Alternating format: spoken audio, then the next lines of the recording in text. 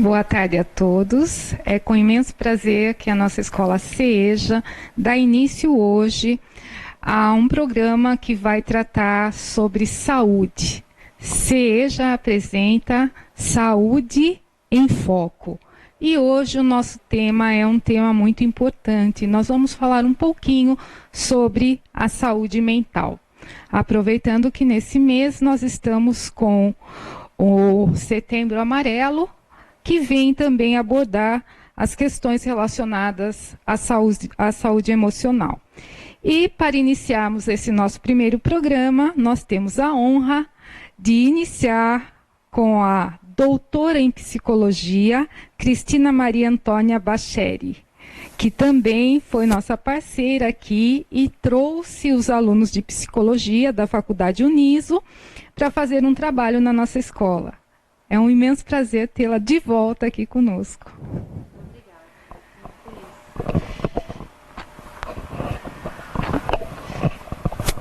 Boa tarde. Eu sou a professora Heloísa Lopes e estou aqui na TV CEJA, no início dessa série de programas.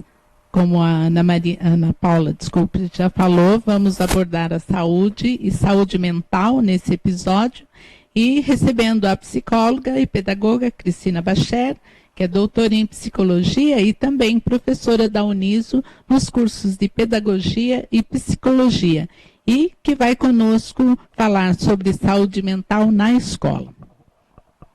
Boa tarde, professora, é um prazer tê-la conosco. E já vou começar com a primeira pergunta. Como nós podemos definir saúde mental? Okay. Bem, boa tarde Ana, boa tarde Elô. É um prazer estar aqui novamente e que honra ser esse convite para aparecer hoje no programa da TV CEJA, né? Então, como você estava dizendo, né? Como é que a gente pode definir saúde mental? Saúde mental é um conceito bastante amplo, né? Amplo por quê? Porque ele se aplica a todas as nossas áreas de vida. Mas, de uma forma resumida, saúde mental pode ser explicado como a condição que nós percebemos, né, de conseguir responder de forma pelo menos satisfatória a todos os desafios que temos nas diferentes áreas da nossa vida, né? Então, quando nós nos percebemos capazes de enfrentar essas situações, então isso faz com que nós possamos nos sentir competentes ou o nosso sentimento de autoeficácia, e isso também pode favorecer a nossa autoestima, fortalece a nossa autoestima, né? Porque a gente se percebe como uma pessoa de valor, né? Uma pessoa que consegue responder a essas demandas, né? Correto. E como a escola, a seu ver, pode favorecer a saúde mental dos seus alunos, professores e funcionários? Bem, então, esse é um ponto bastante delicado e muito importante, porque a escola, ela é um ambiente que favorece o desenvolvimento, favorece a aprendizagem, mas e de todos os seus atores, não só de alunos, mas também professores. Todos nós que estamos na escola estamos o tempo inteiro aprendendo uns com os outros. Agora, qual que é o cuidado que a escola precisa ter? Ela precisa favorecer essa condição de aprendizagem, né? E favorecer essa condição de aprendizagem não é simplesmente cumprir um currículo, cumprir um programa que foi colocado e verificar se o aluno obteve uma nota mínima ou não. Mas é poder acompanhar, em primeiro lugar, poder conhecer o aluno, né, para entender qual é o ritmo de aprendizagem dele, quais são as condições que ele tem, qual é o estilo de aprender dele, que é mais, digamos assim, desenvolvido, para que nós possamos organizar as situações de aprendizagem para que ele tenha condição de não só não é que ele não precise errar, mas que ele tenha condição de enfrentar esses desafios que são colocados, porque eles são inerentes ao processo de aprendizagem, mas que ele sinta que ele tem um apoio, né? Então, quando ele errar, é o que o Saturnino de la Torre diz, né? Que o erro ele é o começo do acerto, mas ele precisa ser compreendido dessa forma, tanto pelo professor quanto pelo aluno. Então, quando o aluno não souber o que fazer ou ele errar, ele tem o apoio do professor, né? E esses ajustes vão sendo feitos para que ele se perceba capaz de ir progressivamente no ritmo dele aprendendo, né? Que é o caso que nós percebemos aqui quando a Ana contou que ano passado nós estivemos aqui fazendo o estágio no CEJA, ficou muito evidente para nós, para os nossos estagiários, todo o cuidado, tanto com a formação dos professores, mas dos professores com os alunos, no atendimento com os alunos, de entender esse ritmo, de muitas vezes adaptar o material que existe para que o aluno pudesse ter uma maior aproveitamento possível, para que ele pudesse de fato se perceber como alguém que estava aprendendo e estava se desenvolvendo, tanto pessoal quanto cognitivamente. Quer dizer, o que ele veio fazer aqui não é simplesmente buscar um documento, né? Mas sim poder construir alguns conhecimentos que seguramente farão com que ele passe a se ver e a olhar o mundo e poder se posicionar de uma forma diferente. Isso é uma condição de saúde mental, né? E hoje, por todas as dificuldades que nós passamos em nosso país, nunca se teve tanto em destaque as condições da saúde mental do ser humano, não só do educador, quanto do educando. O que a senhora acha que podemos fazer enquanto escola para dar um alívio, para pelo menos quem está na escola ter uma mente saudável, vamos dizer assim? Bom, como você disse, né, Ana, hoje nós temos muitas pressões no mundo em relação a todas as nossas áreas de vida, né? E muitas vezes violência, competição, insegurança, mas a escola, embora ela esteja, né, nesse ambiente, ela não precisa necessariamente reproduzir esse ambiente, né? É o que, por exemplo, a Silvia Parra, ela sempre colocou, que a escola ela precisa ser um mundo diferente do que existe fora dos muros dela, para que o aluno possa experienciar um ambiente onde existe respeito, onde existe tolerância, onde existe cooperação, onde existe generosidade, respeito às diferenças, né? Onde os conflitos são resolvidos de forma ética e não de forma violenta. Então, nós conversamos, nós negociamos as questões onde não há acordo, porque é uma experiência que será muito diferente do mundo lá fora, mas que é uma referência para ele, porque muitas vezes ele não terá isso no ambiente próximo, no ambiente familiar dele, mas é uma referência de outras possibilidades de relações a serem construídas, né, com uma melhor qualidade. E isso pode favorecer, inclusive, a própria, digamos assim, construção e o cuidado que ele terá com ele e com a sua própria saúde mental, né? Quando ele olha para as coisas de um modo diferente. O acolhimento é extremamente importante, né? Você saber ouvir o outro, isso faz a diferença, e mostrar para ele que o que ficou lá fora vai esperá-lo lá fora. Aqui dentro ele vai ter uma nova oportunidade, uma nova chance, e de uma maneira diferente, de uma maneira acolhedora. Então, nós zelamos muito aqui, né, Elô, por esse acolhimento, porque quem passa por aqui já viveu muitas ações, viveu uma vida toda teve oportunidades, mas não pôde usufruir da oportunidade, e agora é o momento. Então, nós percebemos isso, que muitas das vezes apenas o ouvir já faz a diferença. É verdade.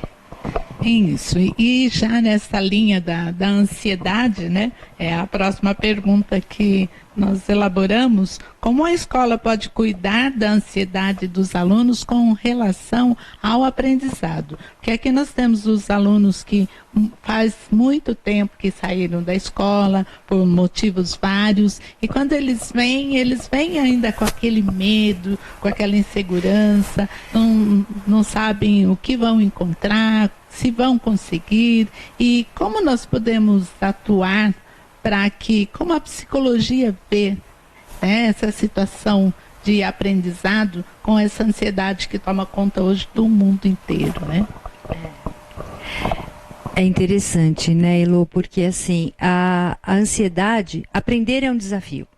Aprender desestrutura, desequilibra, né, cada um de nós, porque nós chegamos com algumas coisas que nós temos de conhecimentos, experiências prévias e que fazem com que a gente olhe para o que está sendo colocado de novo pelo professor, por exemplo, e muitas vezes a gente entenda uma parte do que ele está dizendo, mas tem um ponto que é novo e que a gente vai usando os nossos recursos, é uma coisa rápida, né, que vai acontecendo para a gente saber, bom, como é que eu vou fazer com isso, né? Como é que eu vou lidar com essa situação? Claro que tudo isso gera uma ansiedade, né? Porque assim, o que é a ansiedade? A ansiedade é um estado de alerta que nós entramos porque assim, alguma coisa está acontecendo à minha volta e eu preciso me posicionar para pode ser uma forma de defesa, mas uma forma de reação, né, até de proteção inicial, né? Então, ela, até um determinado nível, a ansiedade ela é benéfica, porque de um modo assim muito simples, ela faz a gente se mexer, né? Ela faz a gente ter uma reação para poder enfrentar, de enfrentamento, né? Agora, e então por isso que assim é importante tanto para nós professores quando nós entramos em sala de aula, por mais que a gente domine aquele assunto da aula, sempre tem assim o que a gente fala, né, borboletas no estômago, a gente tem aquela ansiedade porque assim, como é que será que vai ser essa aula? Como é que o que eu planejei, como é que os alunos vão entender, de que forma eles participarão da atividade prevista? Então essa ansiedade ela é benéfica, porque ela faz com que a gente não entre naquele piloto automático, né? Mas que a gente se mantenha atento, porque se houver qualquer mudança, a gente consegue perceber, porque nós estamos ali, né, ligados, e há a possibilidade de fazer uma intervenção, um ajuste que seja necessário. Então, há um ponto na aprendizagem também que a ansiedade é importante, né, que ela faz parte do processo.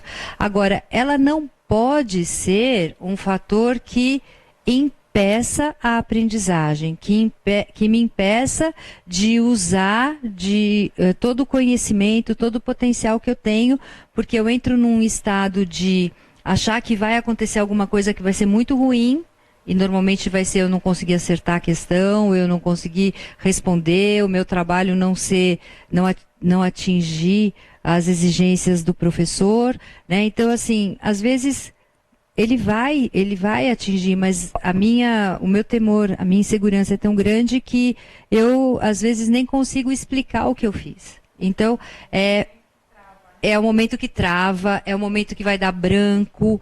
Então, são esses momentos que nós precisamos cuidar para que o aluno, mesmo entrando nesse estado, que ele perceba que ele tem o nosso apoio e que, calma, respira, né? Vamos começar de novo, né?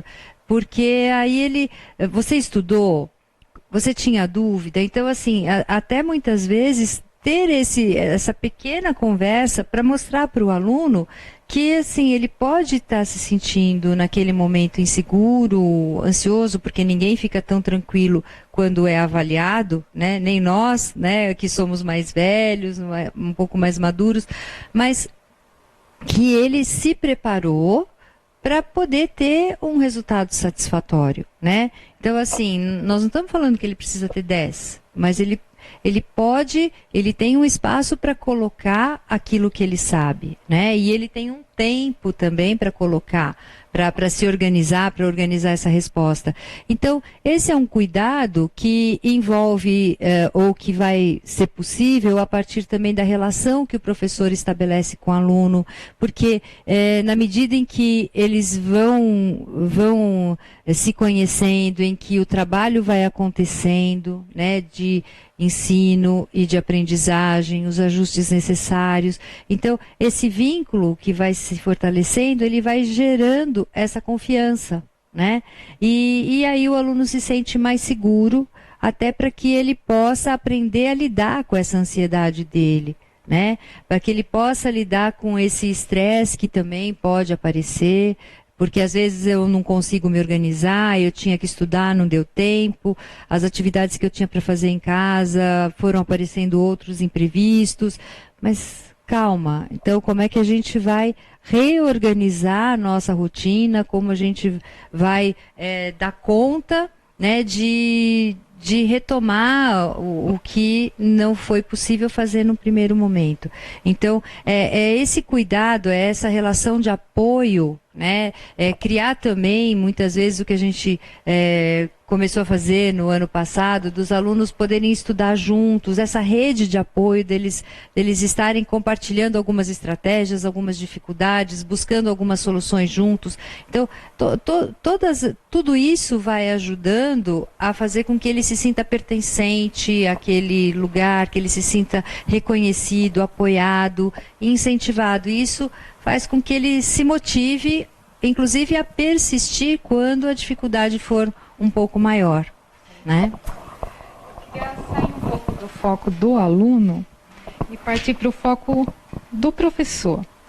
Nós temos aí uma nova síndrome de Burnier, é isso mesmo? Burnout. Burnout. E nós percebemos mesmo o cansaço do professor, a fadiga do professor. Explique um pouquinho para nós o que é essa síndrome. Bom, a síndrome de burnout, né, ela tem um nome muito interessante porque, assim, é como aquela chama que se apaga, né?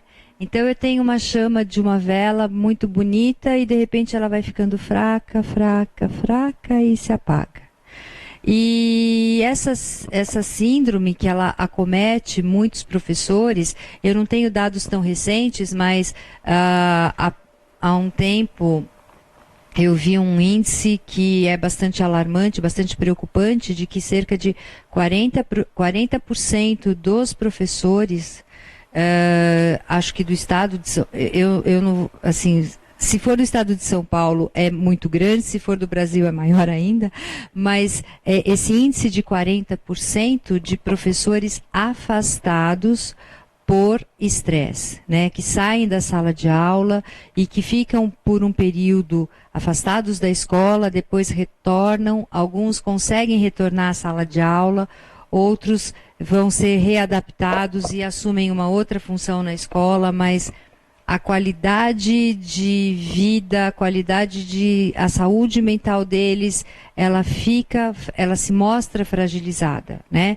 Por quê? Porque muitas vezes eles passaram por situações de violência, de sobrecarga de trabalho, que foram se tornando cada vez mais fortes em relação à maneira como eles se percebiam capazes de enfrentar aqueles desafios, né? Então, vamos pensar, a sala de aula, a indisciplina é um dos fatores que se coloca como um dos maiores estressores que os professores colocam, né?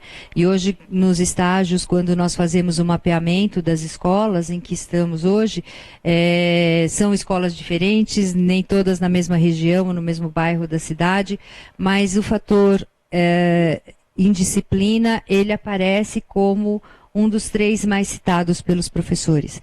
E aí a gente precisa começar a olhar assim, o que é essa indisciplina, como essa indisciplina se configura na escola, como ela fica tão grande a ponto dela ser uma condição que eles não se sentem capazes de resolver, né? Então, assim, como a gente organiza a sala de aula, como o ambiente escolar é organizado, para que todos possam ter condição de enfrentar os desafios que fazem parte daquela de convivência ou de aprendizagem e que eles tenham suporte. Então, muitas vezes, a própria escola, enquanto organização, ela acaba não sendo suportiva.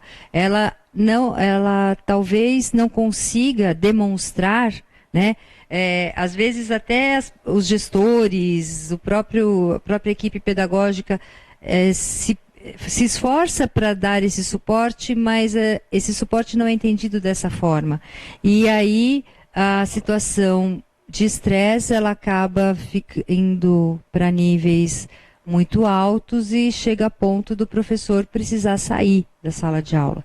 Então, a escola precisa cuidar dos seus professores, né? Precisa fazer com que, então assim, a formação para que eles possam entender os desafios que eles têm em sala de aula, momentos das reuniões de ATPC que são muito importantes, onde há a troca de experiências, há o estudo, há a possibilidade de que a gente possa resolver problemas de forma conjunta, porque somos uma equipe, e esse é digamos assim, uma característica dos professores que muitas vezes eles se percebem trabalhando sozinhos, né? O reconhecimento.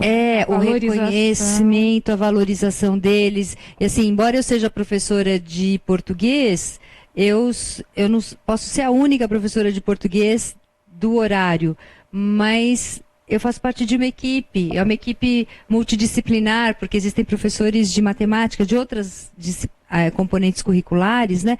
Mas nós estamos juntos, porque nós trabalhamos com os mesmos alunos, nós estamos no mesmo ambiente, nós fazemos parte da mesma comunidade, atendemos os mesmos pais quando são crianças de educação básica, menores, né?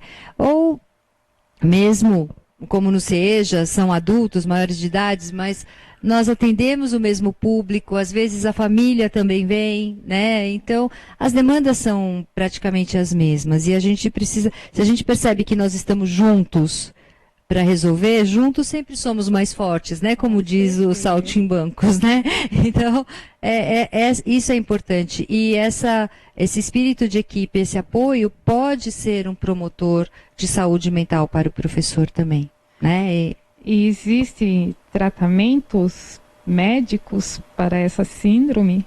Tratamentos psicológicos? Sim, né? Então, a pessoa que é afastada por estresse, normalmente ela vai ter um acompanhamento que vai ser pelo menos médico, porque o estresse ele acaba somatizando, então essa pessoa adoece física e adoece mentalmente, né?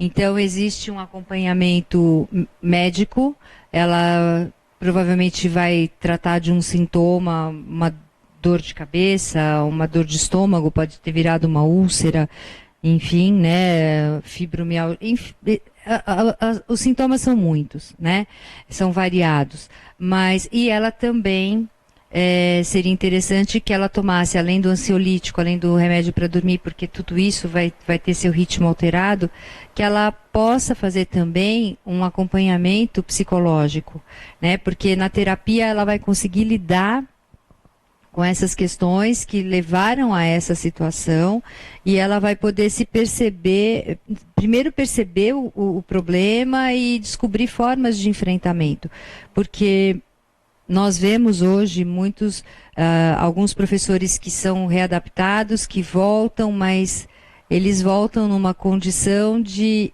que a escola, eles precisam estar na escola, mas a escola não é um ambiente onde eles se sintam bem, né? Então eles vão, às vezes, para uma biblioteca, mas eles ficam isolados, eles não querem ter alunos, né?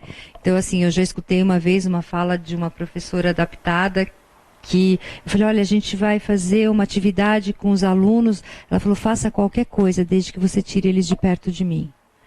Então, isso é uma condição, é uma fala de sofrimento, né? Porque e é difícil porque assim essa pessoa um dia ela escolheu que ela ia ser professora porque ela gosta do que ela faz, né? Então assim é uma forma de realização e por situações que foram acontecendo, o que ela mais gosta de repente é alguma coisa que vira quase que um algoz dela. Né, uma situação de estresse do tipo, a hora que ela falou para mim, faça o que você quiser, mas tire essas crianças daqui. Né, então, e a gente saiu com as crianças, nós fomos brincar com elas, acho que elas nem perceberam, né, mas a professora, ela estava realmente num nível de sofrimento muito grande. Né, então é uma coisa que nós precisamos cuidar. Interessante, né, você tocou em uma parte que me toca enquanto gestora, né? O fortalecimento da equipe, o relacionamento entre a gestão e os professores é que vai proporcionar o agravo ou amenizar esse problema. Então, tenho exemplo meu, particular. Eu ouço a todos. Não é porque eu estou num cargo de diretor que eu vou deixar de ser professor. Eu estudei para ser professora. A minha função é professora. E todos que estão aqui sobre os meus cuidados, eu sempre digo nos ATPCs que eu sou aquela galinha que quer cobrir todos os seus pintinhos ali debaixo das asas, né? E a gente sofre junto quando a gente vê um professor sofrendo, um professor doente. É uma preocupação muito grande com tudo isso. Mas a gente também sofre sozinha, porque a gestão, o cargo de diretor é um cargo muito solitário. Você está vivendo no meio de muitas pessoas, mas ao mesmo tempo você está só. Então, é preocupante também. Tem hora que a gente se vê em situações que você fala, meu Deus, e agora, né? Como que eu vou resolver para não repassar isso, para não retransmitir essa angústia, essa aflição? Então, vamos lá. Vamos parar, vamos pensar e vamos tentar resolver da melhor forma para não atingir a equipe. E é um trabalho emocional também que tem que ser feito. E eu cheguei a essa conclusão. A Elo aqui, ela está fazendo psicanálise, né, Elo? E foi minha grande inspiradora. Hoje eu posso dizer que eu faço terapia e que tem me ajudado muito, porque muitas das vezes você sobrecarrega para si o problema do que acontece na escola, no profissional, o que acontece na sua vida pessoal, e vira-se um mundo gigante dentro de um único ser. E se você não tiver um preparo físico, psicológico para enfrentar tudo isso, vai ter uma hora que nem o corpo e nem a mente vai suportar. Então é muito importante que os governantes tenham esse outro olhar para o lado do educador. Saber que eles merecem sim ser valorizados, serem respeitados, né, serem tratados com respeito, que eu acho que é a melhor forma de se chegar a qualquer profissional, é o respeito, é o diálogo. E nós tentamos aqui fazer isso, né? Eu não sei se consigo, mas tentamos. Mas é muito importante o fortalecimento da equipe para que possamos, assim, todos juntos vivemos num ambiente saudável, porque nós passamos a maior parte do nosso tempo no nosso trabalho. Então aqui é a nossa segunda casa. Então nós temos que propiciar a todos que passam por aqui o melhor, né? Então é isso, queria deixar essa minha fala. Professora, também gostaria que a senhora queria primeiro agradecer mas também queria que a senhora fizesse umas considerações finais sobre a importância da saúde mental, principalmente na escola, nesse momento de inclusão que a escola vive também. O que poderia mais ser feito, na sua opinião, como pedagoga e psicóloga, no ambiente escolar para que melhore mais essa convivência? Bom, eu acho que você já deu a chave da resposta, quando a gente fala da convivência, né? Porque a escola é um espaço coletivo. Quando nós olhamos para a sala de aula, quando nós olhamos para a escola enquanto uma organização, ela é composta por muitas pessoas, né? E nós olhamos a cada um, mas sempre essa pessoa em relação ao grupo, como ela interage, como ela se relaciona. Então, esse cuidado com as relações, ele é muito importante, né? Porque são elas que vão nos fortalecer, são elas que vão nos ajudar a enfrentar, porque nós estamos sempre com os outros, né? Então, essas relações aonde há o respeito, aonde há a tolerância, aonde há a diversidade, porque nós somos diferentes, nós temos ritmos diferentes, nós temos preferências diferentes, né? Então, assim, um gosta de uma coisa, outro gosta de outra, né? Nós temos formas de construir a nossa identidade, de nos ver no futuro, são diferentes, né? E isso precisa ser respeitado, né? Porque senão a gente fica com uma régua, assim, todo mundo que atende a um determinado, digamos assim, modelinho, tá ok, quem não atende, o que faz, né? Na verdade, assim, existe um modelo ou existem diferentes possibilidades, né? Eu conhecer o outro permite que a gente possa crescer, que a gente possa ampliar nossa visão de mundo, que a gente possa ter novos conhecimentos. Então, eu acho que esse é o grande diferencial que a escola tem. Porque a escola tem um desafio muito grande, que é de integrar pessoas que são muito diferentes, né? Então, assim, a socialização secundária é feita aqui. Porque a primária, quando ela acontece nas casas, né, na família da gente, nós estamos com pessoas, em primeiro lugar, que a gente conhece desde que abriu o olho, desde que se lembra como alguém, né? E nós temos um vínculo com essas pessoas que são de amor, de consanguinidade, né? Às vezes não tanto de amor, né? Mas existe uma relação de consanguinidade que é muito forte, né? Mas quando nós vamos para a escola, quem está lá, né? Quem são as pessoas que estão ao meu lado? As pessoas que eu não conheço, que às vezes vieram até de outro lugar, de outra cidade, de outro país, né? Então, e como é que eu vou estabelecer uma relação com elas? Uma coisa que é muito interessante, que eu falo para os meus alunos, é assim, eu não preciso amar ninguém que está na escola. Ninguém que é meu colega de sala, né? Porque também meu colega de sala não é meu amigo. Talvez se torne ou não. Mas a gente precisa respeitar todo mundo. Então, eu acho que esse é o grande desafio da escola. Construir relações de respeito, construir relações de solidariedade. Eu posso te ajudar? Né? De generosidade. O que você precisa? Né? O que eu posso, como eu posso contribuir? Então, isso é um fator, isso é um grande desafio, né, que nós temos. Aceitar o outro, isso. Trabalhamos com papéis, com máquinas, nós não descartamos pessoas, porque nós trabalhamos com pessoas, com vidas, e dependendo de nossas ações, marca a vida de uma pessoa, né? E essas marcas podem ser positivas ou negativas. Isso. E é esse cuidado que nós temos que ter em relação a aceitar as limitações, as diferenças, e em meio a tantas diferenças, sermos uma família.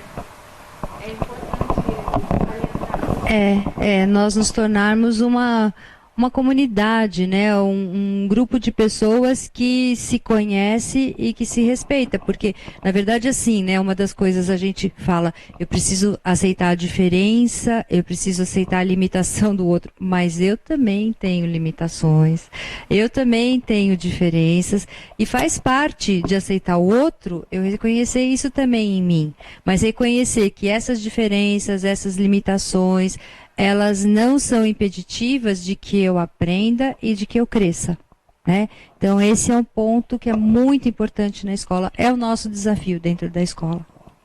Tá bom? Com certeza, professora. Então, nós estamos encerrando o programa hoje, Saúde em Foco, seja Sorocaba. Ainda não? Temos mais uma pergunta? Vamos lá, Ana. Agora a pergunta é para você, Lô. Você, enquanto educadora, né, professora, e agora, partindo dessa profissão de professora para a profissão da psicanálise, o que muda na sua vida? Olha, ainda estou, né, nos momentos finais do meu curso de psicanálise, embora eu esteja aprendendo que não acaba nunca esse estudo, não é, professora? Estou gostando bastante.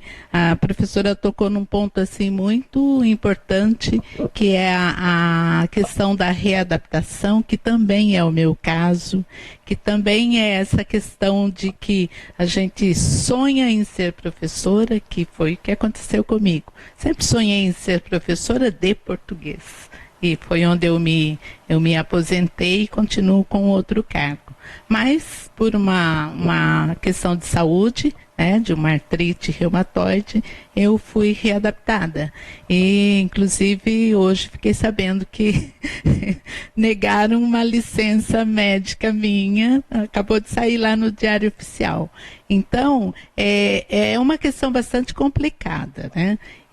Mas eu já estou também em fase de aposentadoria, vou ter que parar mesmo por causa dessas complicações, já me decidi, e também porque me decidi a buscar uma nova maneira de poder ajudar as pessoas, porque eu acho que é isso que o psicólogo, o psicanalista, o médico, todas as profissões, elas têm, que trabalham com o ser humano, elas têm essa questão do apoio, do amparo, de ajudar a pessoa a melhorar a sua condição de vida, né?